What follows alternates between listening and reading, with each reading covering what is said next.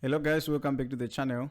And for those who are visiting this channel just for the very first time, please make sure you subscribe and you like and you comment below and say yes, I have subscribed, so that I can keep on bringing more exciting stuff.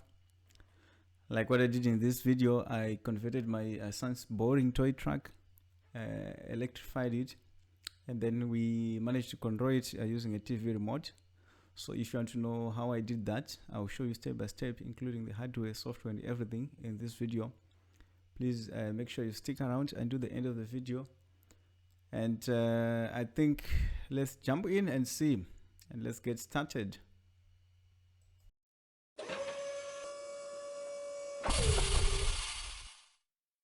Look at that.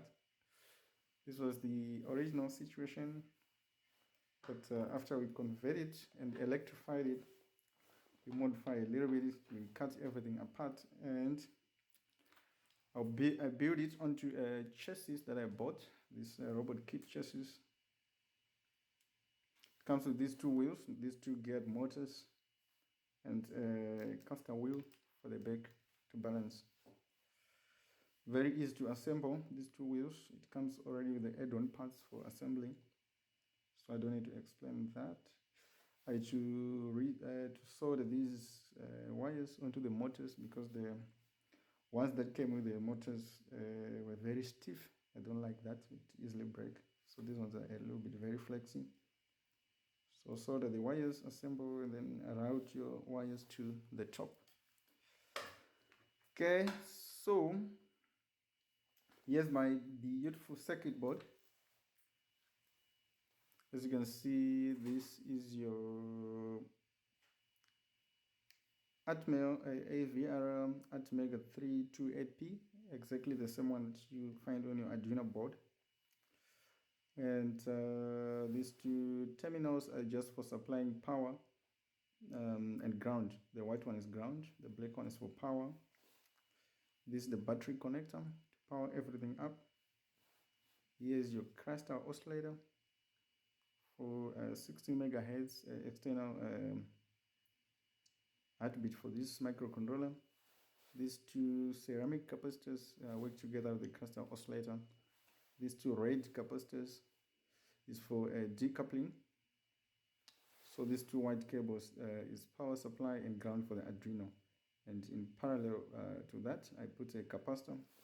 Same as this side, we also have ground and power, VCC. So these two capacitors is for decoupling, because when the motors are spinning and if they stop, normally there's a tendency to have power spike, and then it's resetting your microcontroller all the time, and that is annoying. So these two capacitors are very important for that.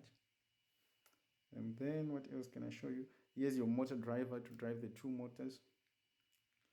So it is output to drive motor A and motor B. Very easy to use, this motor driver. So each chip is controlling a motor each. There is 4 inputs.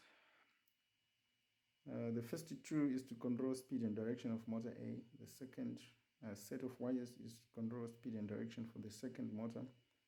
And then you have your VCC and your ground connection on the motor driver.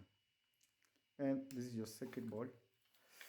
And we build it onto the chassis using some standoffs. Those ones, very nice. So standoff on the other side. And then this is your infrared sensor, which is going to be receiving some information from a TV remote. So when you press each key to decode the code and use it to give instructions to the microcontroller to drive the motor forward or backward, or turn left, turn right. And this has 3 connections: power, ground, and signal to the Arduino. So I'll show you a little bit later how to use it. Then what else can I show you which is interesting? This battery pack also came with a motor kit, the chassis kit. So, but the batteries, I had to buy some rechargeable batteries, 1.2 volts each, total 4.8.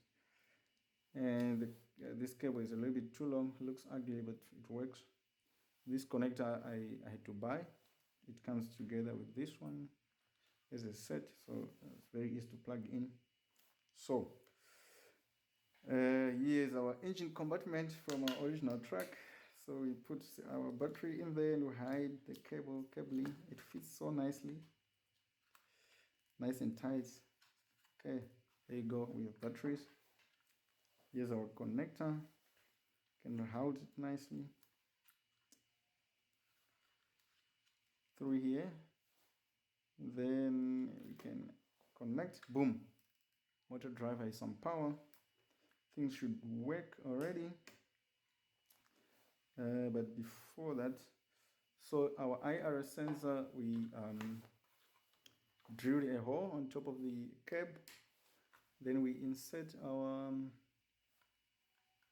IR through there, and we also route our cable like that, and then we can close the cab, and we can make it a little bit neater also here. Less important for now. Okay, look how beautiful this truck is. Look at that. Okay, I think that's it about building the truck. So this is our truck.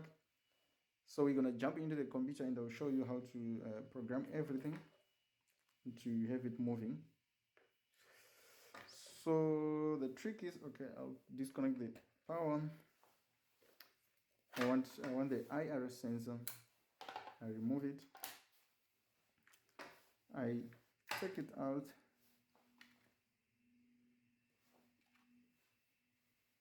And put the, okay, before I take the truck away, I have to remove the Arduino chip from here. For now, we don't need the truck. We need an Arduino UNO board. So this chip is already bootloaded with exactly the same firmware that you find in the one that I removed, the one that I want to keep for my Arduino board. So if you plug this one in, it's as good as the Arduino. Okay, so this sensor has 3 connections, very easy. The first one is ground, which is the brown cable. I'll put it here. 5 volts. The one with the brown and white is your ground. And then I want to use pin 2 for the signal, which is the orange and white cable. Pin 2. So that's it. With this setup, we are able to plug the Arduino into the PC, power things up, and then we would like to identify certain the codes for certain keys on our TV remote. So let's jump into the PC and I'll show you some more interesting stuff. Okay guys, now we're in the computer and I want to show you a couple of things. I have a list of the hardware that I've used, and I've already showed you this on the actual track system. I don't need to explain this again. And I have a software library that I used to capture the TV remote codes or TV remote data transmitted to the IR receiver. I need to mention that the inbuilt Arduino IR remote control library actually didn't work for me, so I decided to find an alternative, which I found online. So you can see here from the GitHub, written by this gentleman Ken Shirf. It works very well for me, and yeah, so it's either you use this one or you find another alternative, or if the inbuilt in the Arduino IDE works for you as well, that is very good. Let me show you quickly also the actual parts in terms of pictures, of course. So this is the parts that I actually bought for this project. Here's the robot kit, very inexpensive. Comes with what I've already shown you, and that plastic bag contains all the screws and everything. Here's your motor driver. Here's the Arduino UNO kit. So you buy it together with the cluster oscillator and the 2 capacitors together, and it already comes bootloaded. This is a different topic that we can discuss another day, but Sometimes you can buy an Arduino only, not an Arduino. In this case, it's an ATmega chip, AVR chip, which is not bootloaded. So in that case, you need to bootload it first before you use it for whatever purpose. But in this case, it's already bootloaded with the operating system of the Arduino UNO. So this way is very easy to unplug my existing chip from the Arduino UNO board, plug in this one, program it. When I'm happy with the results, then I plug it out of the board and build it into my project, as you've already seen. The TV remote looks exactly like this. The IR sensor looks exactly like this. And here's I already explained how to connect this sensor, but here again is the wiring diagram. So you have your VCC, which is the power supply, and in the middle you have your ground pin, and to the left, so this AVR 328 chip symbol that you see here is the one that I had to create on my own, because the one that is inbuilt in Proteus is, I don't like to have rearranged pins. Pin 21 is there and pin 16 is there, but physically the chip looks exactly like this. So from pin 1 of the actual chip to pin 14 like this, and then 15 to 28.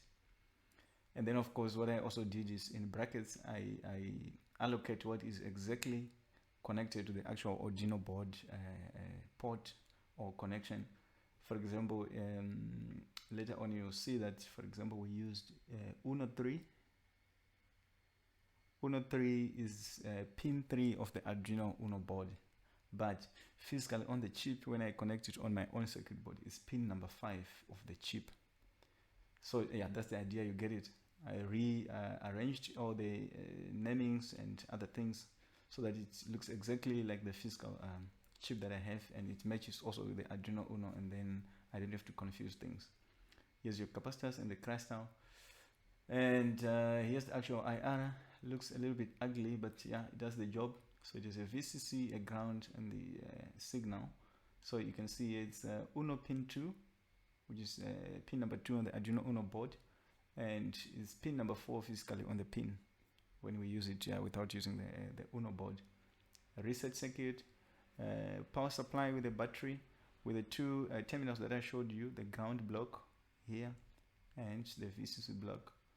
So everything that needs power and ground, we just tape it off from these two. For example, the UNO, the IR, the motor driver, you get your power and your ground from there quite easily.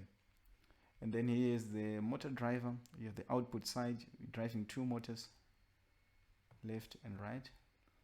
Then on the input side, I already explained this with the 4 wires to control. Don't highlight everything. Pin number 1, 2, 3, 4 is for your control of the motor driver, of the motors. 1 and 2 is motor A, 3 and 4 is motor B. Then the next thing we want to do is to actually harvest the remote codes from the TV remote. So I prepared 2 sketches. The first one is called Get IR Codes.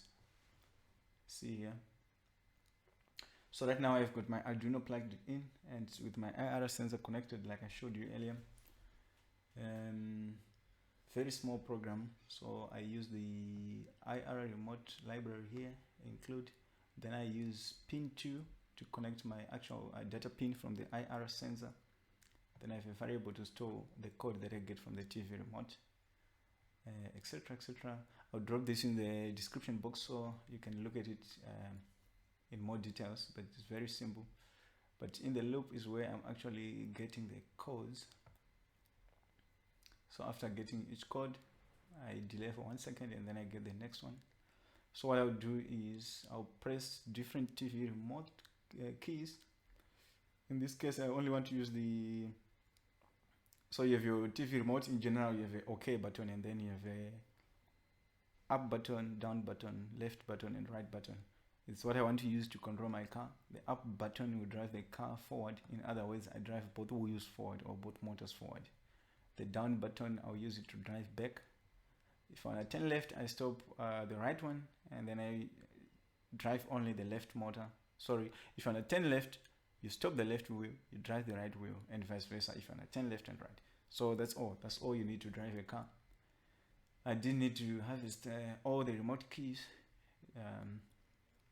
but you can do if you want. So first of all, make sure you download your program to the Arduino chip. Done uploading. Perfect. The tools, serial monitor. Let's press a key. I will press the up button. Yeah, I get HX1838 So the codes look generally like this. It's a hexadecimal number, or in fact it's displaying as a hexadecimal number because that's what I formatted here in my program. Print it as a hex on the serial monitor. So very simple. This is how you identify your keys from your TV remote. I can show you again the other keys, but it's really not necessary anymore. You get the idea. If I press the down key, I get a different code. If I press left, press right, each time I get a different code. So that's it. This is how you capture your codes or identify what key, if you press, it will give you this number. So this number is very important. We take note of these numbers here. These are the codes. So yeah, you see that I've got two different options. Sometimes when I press the remote, it gives two options. Sometimes it keeps on gives me the first one, sometimes only wants this one. So just to be on the safe side, I capture both and store them. So you'll see later on in my program, I say if this key or this key, then I know somebody has pressed the up key. So that's it. We have got our remote key codes for the TV remote, which means we are able to send data to the IR receiver or to our car remotely. That's the idea. Next, I'll show you the actual full program to control the track. So it's a little bit longer than the one I showed you previously, but very simple, very simple. I'm not really keen to explain everything because I'll leave this program in the description box of this video, but I can try to explain. First of all, at the bottom of the actual main program, I have developed some functions. A function called key pressed. So this function is checking which key has been pressed and is the code matching with what we've already captured. So if the key is equal to up, which is the up button, and the code is matching either this one or that one, like we saw before, this I already explained, then we return a true. True means up has been pressed. The same for down, for left, for right. Else we return a false, meaning that nothing has been pressed or a wrong button has been pressed. Then we don't have to drive our car. Then I have three functions. The first one will stop all the motors. So we stop by, all the motors by writing the stop speed in all the pins of the motor driver, control pins.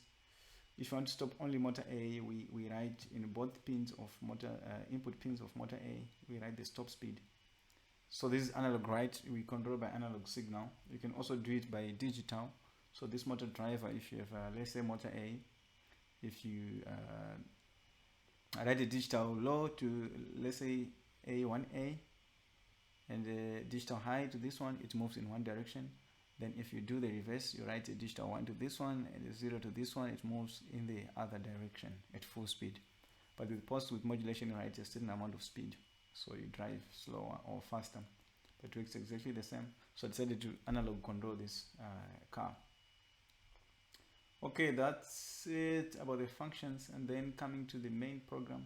Here I'm reminding myself or keeping handy the codes for programming. Then the rest of the stuff is really obvious. This is the amount of pulse width modulation I want to use for motor A and B. So I'm trying to make motor A slower and motor B faster because mechanically I think the gear system, this one is naturally too fast. So I'm trying to, so that otherwise the car is turning the whole time. But I would like to tell you something. This motor driver's pulse width modulation control doesn't really work very well. It makes no difference. It's as good as digital control, but anyway, the idea works. And also it works in opposite or in reverse logic. 255, as we know, is the maximum PWM you can get out of your Arduino, but this is actually what will stop your motor. Or if you write a digital high, it will stop the motor. The digital low is to activate the particular pin. And that's it. I want to explain everything. I'll leave this program in the description, but yeah, in the loop. if decoding is active, which means someone has pressed. We check what has been pressed, so we call the key pressed function that I explained already. We give it an input of up to check if the up key has been pressed and is it matching with the hex code that we have just captured now from the TV remote. Then I'm driving both motors forward. I give password modulation to pin A of motor A and stop the other pin of motor A to move in one direction. The same for motor B. We can do the same for down, or if you want to turn left or right, we stop motor B. If you want to turn right, stop motor A. If you want to turn left. Very easy, very simple. And by the way, if you reverse the polarity of your motor connection on the output of the motor driver, the direction can change. The same way with your motor control pins, if you switch them, it can also change the behavior of forward or reverse. So make sure your connections are matching exactly with your program. It can be really reconfigured in many ways, but as long as you drive forward, like myself, I can drive forward, I can drive back quite easily. And yeah, guys, I think this is everything about the program. So what I will do is I will upload this to the Arduino controller. Then we go back to the track, we plug in the chip, and then we see if that works. And then if that works, then we can go for a spin.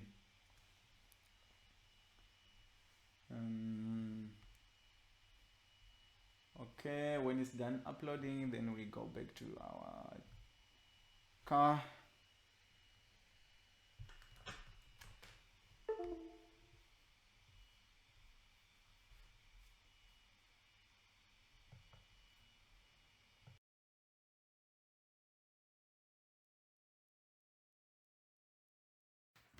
Okay, that's it. So we plug in the chip back into the circuit board of our car, like that. We have a chip connected. We connect power. In fact, before that, we need to connect our IR sensor back. So we give it some power with the brown cable, the black connector, wherever you want. This 5 volts. Brown and white is your ground, and your signal is pin 2 of the Arduino, but pin 4 of your bare metal chip. So that's it. You have a sensor. You can make it neat a little bit. In fact, let's put it back where it belongs. Can make it a little bit neat. Then we put the cab back. Okay, now we have a cab.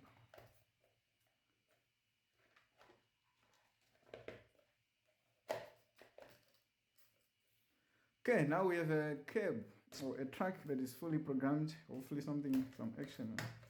Really quite keen. Okay, power things up. Motor drivers on. TV remote. Let's see what it does. Okay, I hope you can see the wheels. Okay, wheels. I press forward. Both wheels driving forward. I hope you can see. Okay, they're going here because the IR sensor is facing the other direction. It's not getting a strong signal. If I want to turn left, I drive only one motor. Or I can drive only one. Okay. Let's say I put on the ground. It will fly away. Woo! Look at that. Okay, guys. I think we are ready to go for a spin. We can try that. All right, testing. It looks like it's working. And yeah, that's the end of the video. I hope you enjoyed this video, or you found it useful at least. And thanks for sticking around and do this end. If you have other suggestions for any kind of video, I'll be happy to make that video. Please just write in the comments below. But for now, I have to say goodbye until the next video. Make sure you stick around, subscribe to the channel, like and share. Bye.